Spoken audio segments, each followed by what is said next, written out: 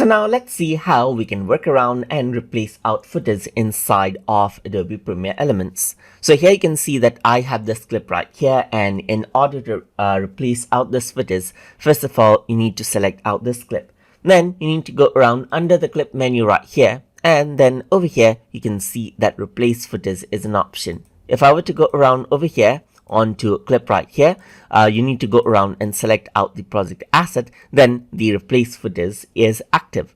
So once you go around and click right here, what happens is that you can go around and choose any other video and simply open, and what happens is that that particular footers will be replaced. But over here you can see on my timeline I got this footers right here.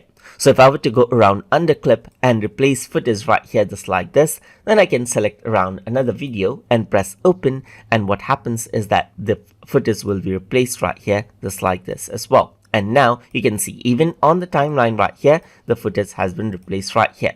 But you can see that the other part is dark. That is because the length of the video is unmatched. So you can just go around and resize this out right here.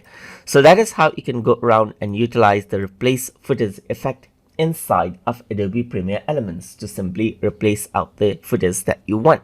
So I hope you guys learned something as always. And as always, please like, comment, share, and subscribe.